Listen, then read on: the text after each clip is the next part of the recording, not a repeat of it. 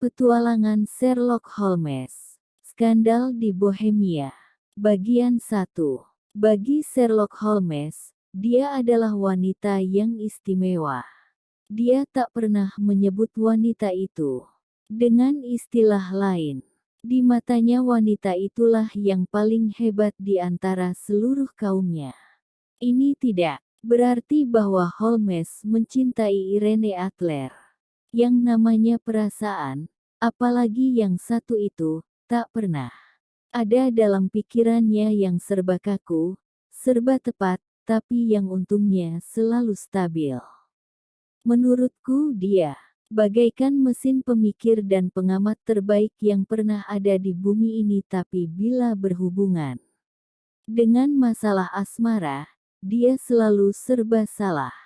Dia tak pernah menyinggung soal asmara tanpa nada mengejek dan sinis. Asmara hanya baik untuk dia mati, yang sering bisa menunjukkan motif dan tindakan seorang pria.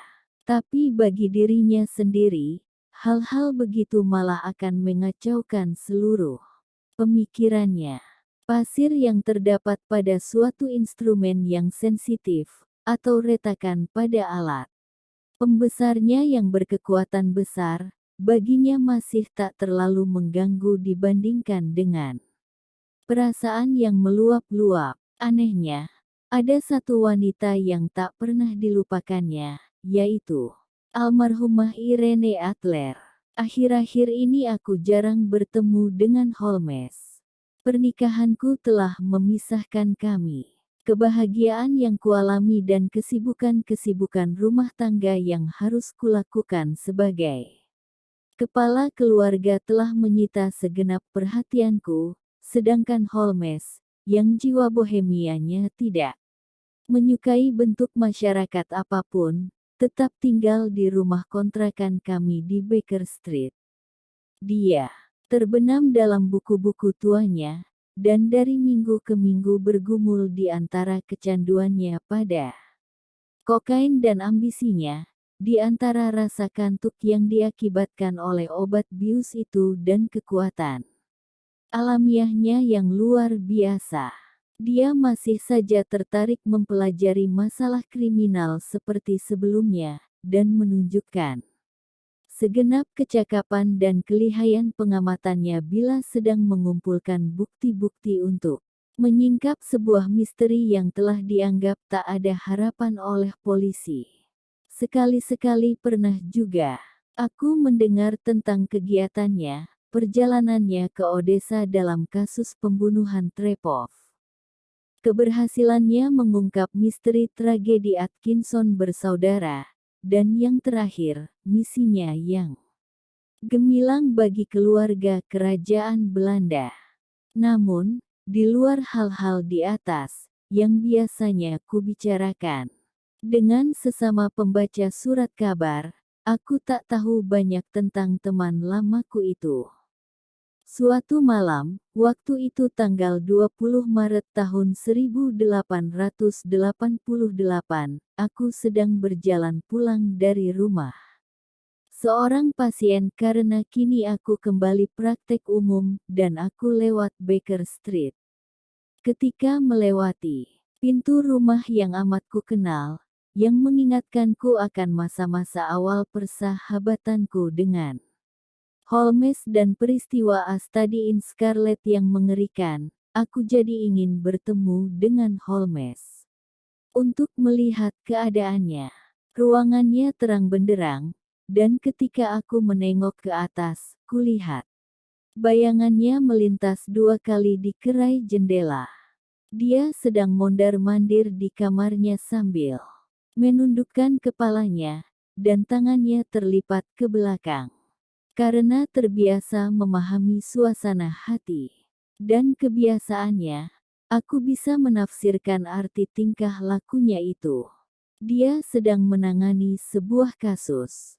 Dia telah tersadar dari impian-impian yang disebabkan oleh obat biusnya, dan kini asyik dengan masalah nyata yang baru. Kupencet bel, dan lalu diantar ke kamar yang dulu pernah kutempati. Waktu melihatku, dia tak terlalu terkejut. Dia memang jarang terkejut, tapi kurasa dia senang bertemu denganku. Tanpa sepatah kata pun, namun dengan pandangan ramah, dia mempersilahkanku duduk di kursi yang berlengan, melempar kotak cerutunya, dan menunjuk kotak minuman keras di ujung ruangan. Lalu dia berdiri di depan perapian, dan memandangiku dengan gaya menyelidiknya yang khas. "Pernikahan baik untukmu," komentarnya. "Kurasa, Watson, beratmu naik 3,4 kilo dibanding terakhir kali aku melihatmu.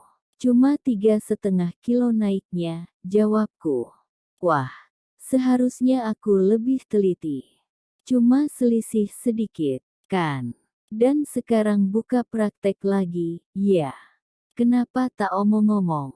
Loh, bagaimana kau tahu? Kelihatan, dan bisa disimpulkan. Aku juga tahu bahwa kau sering kehujanan akhir-akhir ini, dan bahwa pelayan wanitamu agak teledor. "Sobatku Holmes," kataku, "kau keterlaluan. Kalau saja kau hidup beberapa abad lalu, orang pasti akan membakarmu."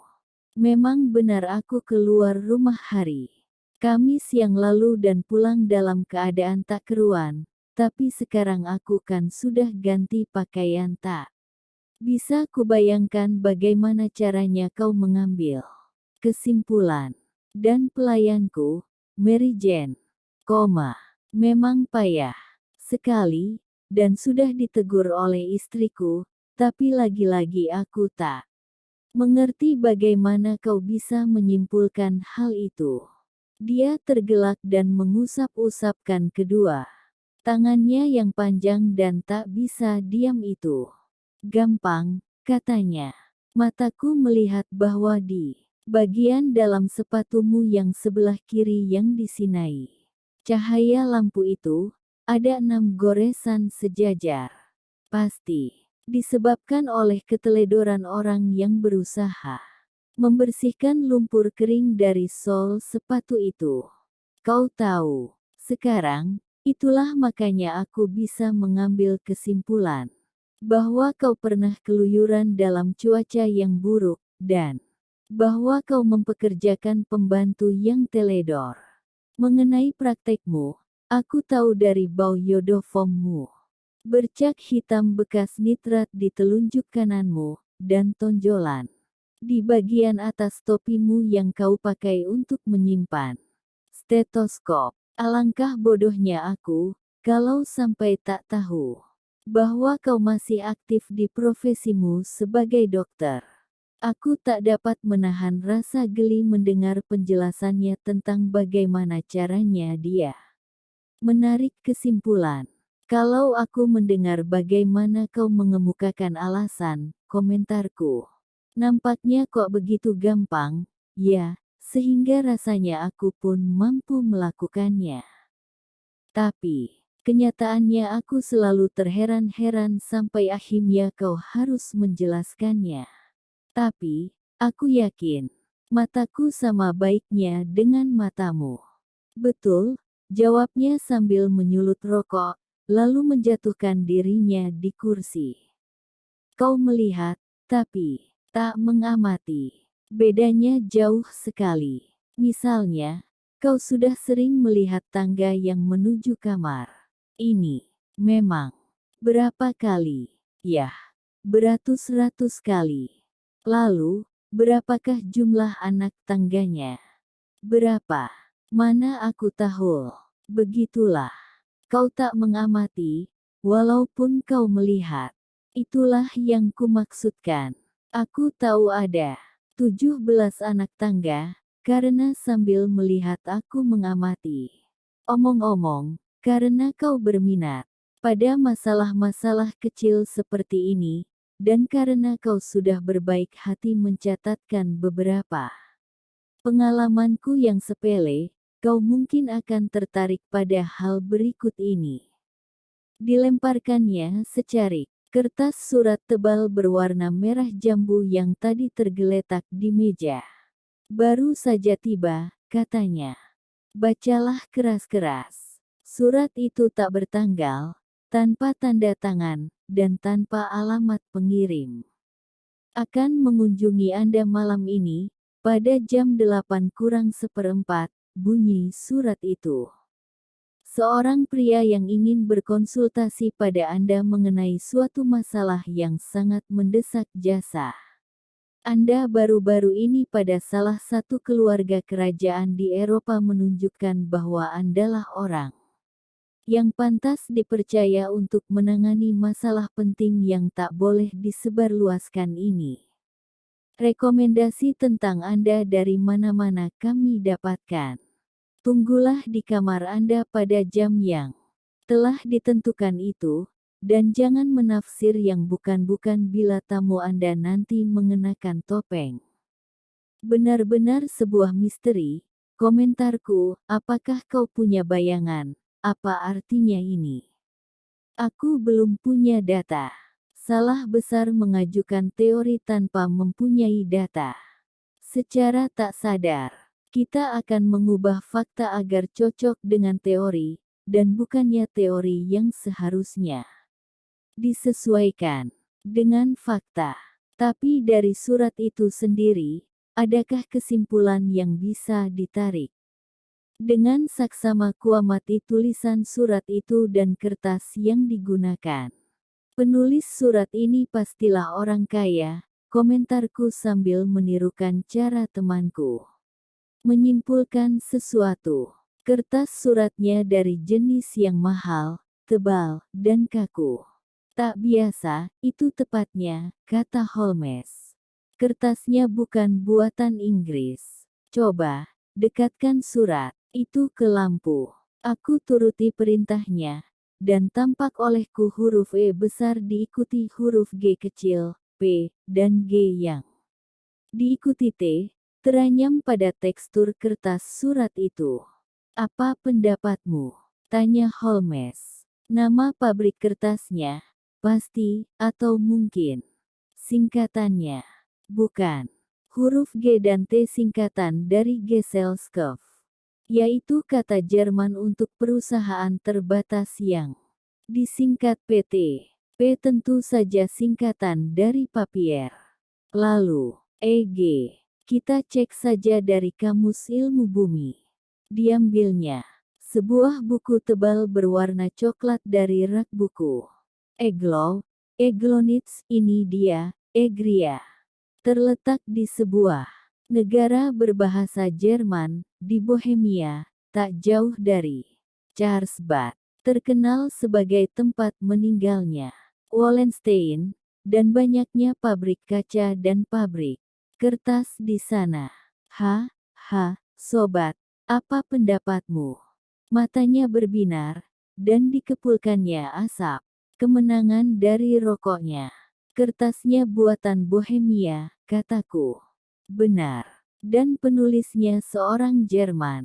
Perhatikan susunan kalimatnya, rekomendasi tentang Anda.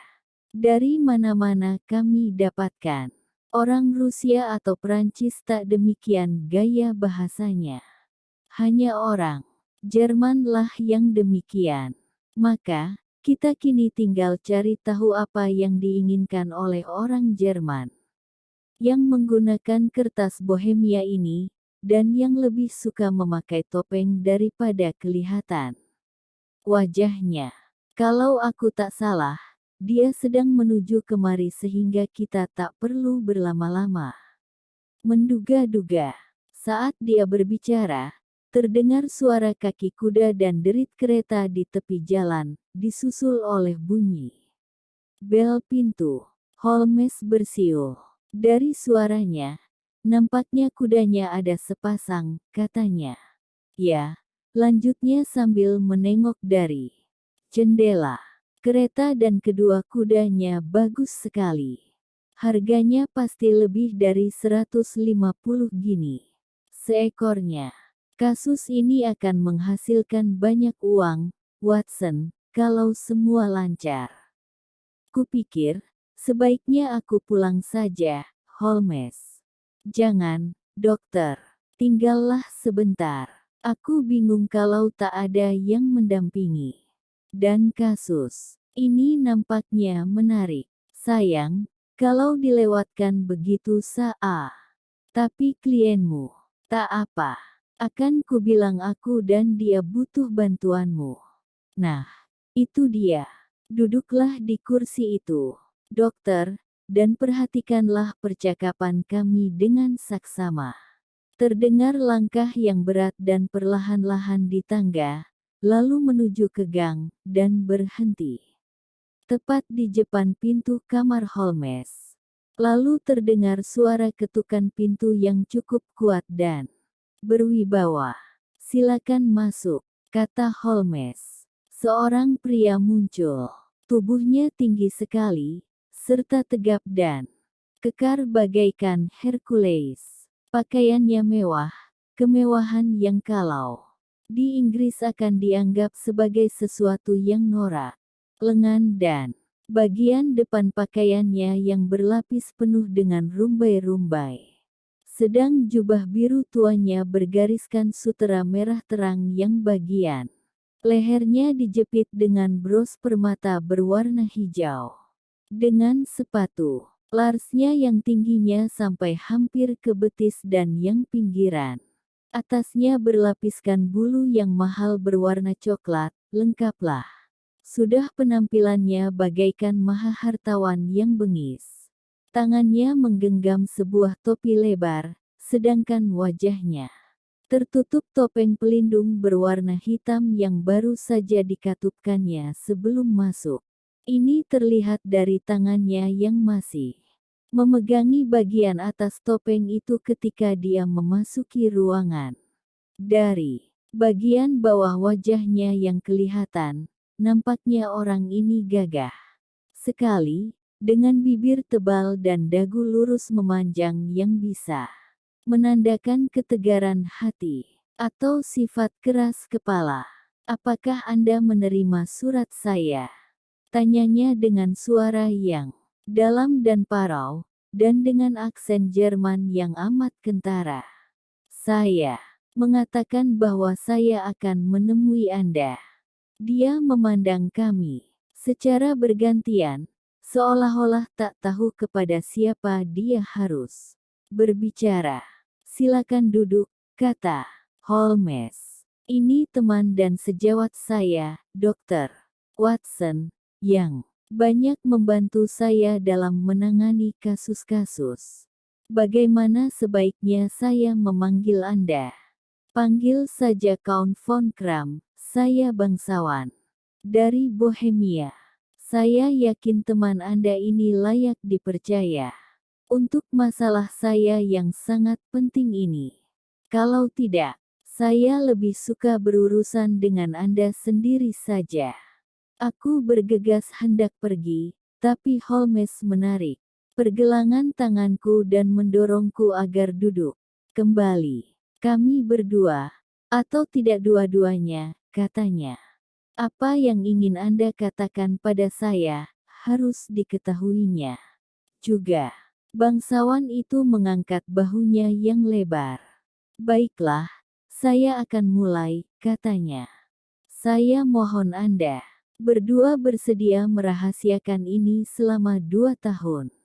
Selewat itu, sudah tak akan jadi masalah lagi. Saat ini, tepatlah kalau dikatakan bahwa persoalan ini begitu penting sehingga bisa mempengaruhi sejarah Eropa. Saya berjanji, kata Holmes. Saya juga. Maaf, topeng ini, lanjut tamu kami yang aneh itu. Saya utusan orang besar, dan beliau tak ingin wajah saya dikenali. Terus terang, gelar yang saya katakan tadi juga bukan milik saya. Saya tahu itu, kata Holmes dengan acuh. Keadaannya begitu rumit, sehingga kami harus sangat berhati-hati agar tak terjadi skandal besar yang bisa menjatuhkan keluarga kerajaan yang sedang bertahta di Eropa. Untuk lebih jelasnya, Masalah ini berkaitan dengan dinasti Ormstein, keturunan raja-raja Bohemia. Saya juga tahu itu, gumam Holmes sambil membenamkan tubuhnya di sebuah kursi dan memejamkan matanya. Tamu kami mengamati lelaki yang santai dan seenaknya, yang kata orang merupakan pemikir paling andal dan detektif paling bersemangat di seluruh Eropa, itu dengan heran. Holmes membuka matanya kembali, dan memandang klien kami yang tinggi besar itu dengan perasaan tak sabar. Setelah Yang Mulia menceritakan semuanya, temanku berkata, barulah saya bisa memikir. Nasihat apa yang sebaiknya saya berikan? Pria itu terlompat dari kursinya, lalu berjalan hilir mudik di kamar itu dengan gejolak perasaan yang tak terkendali. Lalu dengan gerakan menyerah kalah, dibukanya topengnya dan dibuangnya ke lantai. Anda benar, teriaknya, saya sendirilah raja itu. Untuk apa saya harus merahasiakannya? Ya, untuk apa? Gumam Holmes. Sebelum Yang Mulia berkata apa-apa, saya sudah tahu bahwa saya berhadapan dengan Wilhelm Gottschalk Sigismund von Ormstein, Grand Duke of Kassel-Wallstein dan Raja Bohemia. Tapi tentunya Anda bisa mengerti, kata tamu. Yang aneh itu, lalu dia duduk kembali sambil memegangi dahinya yang lebar. Anda pasti mengerti bahwa saya tak pernah melakukan hal seperti ini sendiri. Tapi, berhubung masalahnya amat peka, saya tak berani mempercayakannya kepada seorang utusan. Saya datang dengan diam-diam dari Praha untuk berkonsultasi dengan Anda. Silahkan, kata Holmes, lalu memejamkan matanya kembali. Beginilah fakta-faktanya, 5 tahun lalu, ketika sedang melakukan kunjungan yang agak lama ke Warsawa, saya berkenalan dengan petualang asmara yang terkenal, Irene Adler. Anda pasti pernah dengar namanya. Tolong carikan di buku indeks, Dokter, gumam Holmes tanpa membuka matanya. Selama bertahun-tahun dia telah menyimpan semua berita tentang orang dan peristiwa sehingga gampang baginya untuk segera mendapatkan informasi. Keterangan tentang Irene Adler ternyata berada di antara riwayat hidup seorang rabi Yahudi dan seorang staf komandan yang pernah menulis risalah tentang ikan-ikan di kedalaman laut. Coba saya lihat, kata Holmes. Lahir di New Jersey pada tahun 1858. Suaranya alto. La Scala. Primadona opera imperial di Warsawa, ya. Sudah berhenti bekerja di panggung. Sekarang tinggal di London, begitulah. Saya kira Yang Mulia terlibat dengan wanita muda ini, dan pernah menulis beberapa surat yang bisa membahayakan kedudukan Yang Mulia. Kini, Yang Mulia bermaksud mendapatkan surat-surat itu kembali. Tepat sekali. Tapi, bagaimana? Pernah menikah dengannya secara rahasia? Tidak. Pernah ada perjanjian-perjanjian yang sah secara hukum? Tidak. Kalau begitu, saya tak mengerti maksud Yang Mulia. Kalaupun wanita ini menyebarluaskan surat-surat tersebut untuk memeras Yang Mulia atau maksud-maksud lainnya, bagaimana ia bisa membuktikan bahwa surat-surat itu asli? Tulisannya, itu bisa dipalsukan. Kertas suratnya dicuri. Tanda tangan saya ditiru. Foto saya dibeli. Foto kami berdua. Wah. Yang Mulia telah bertindak sembrono. Waktu itu saya tergila-gila padanya, sehingga tak sadar Anda telah terlibat secara serius. Waktu itu saya masih putra mahkota. Masih muda sekali. Sekarang saja umur saya belum genap 30 tahun. Foto itu harus diambil. Kami sudah mencoba dan gagal. Yang mulia harus membayar. Foto itu harus dibeli. Dia tak mau menjualnya. Kalau begitu, ya dicuri saja. Sudah dicoba 5 kali. 2 kali pencuri bayaran menggeledah rumahnya. Sekali kopernya diselewengkan ketika dia bepergian. 2 kali dia dicegat. Tak ada hasilnya. Tak ada tanda-tanda juga. Sama sekali. Holmes tertawa. Masalah kecil yang menarik, katanya. Tapi bagi saya sangat serius, sanggah sang raja dengan masyghul. Benar, sangat serius. Apa yang ingin dilakukannya dengan foto itu? Menghancurkan saya. Bagaimana caranya? Dalam waktu dekat saya akan menikah. Saya dengar berita itu. Calon istri saya adalah Clotilde Lotman von Saxe-Meiningen, putri kedua Raja Skandinavia. Anda pasti tahu bagaimana ketatnya aturan-aturan keluarganya. Dia sendiri juga gadis yang sangat peka. Kalau ada bayang keraguan sedikit saja tentang perilaku saya, tamatlah semuanya. Dan Irene Adler. Dia mengancam akan mengirim foto itu kepada mereka. Saya yakin, dia tak main-main. Anda tak tahu, wanita itu keras sekali. Wajahnya memang paling cantik di antara wanita-wanita sedunia, tapi kemauannya sekuat laki-laki. Karena saya mau menikah dengan gadis lain, dia pasti bermaksud membatalkannya dengan cara apapun. Yakinkah Anda bahwa foto itu belum dikirimkannya? Saya yakin. Apa alasannya? Karena dia mengatakan bahwa dia akan mengirimkannya pada saat pernikahan kami diumumkan secara resmi. Dan itu berarti Senin depan. Untunglah masih ada waktu 3 hari, kata Holmes sambil menguap. Soalnya ada 1-2 kasus penting yang sedang saya tangani saat ini. Tentunya Yang Mulia akan tinggal di London. Sementara ini, tentu saja, Anda bisa temui saya di Hotel Langham dengan nama samaran Count von Kramm.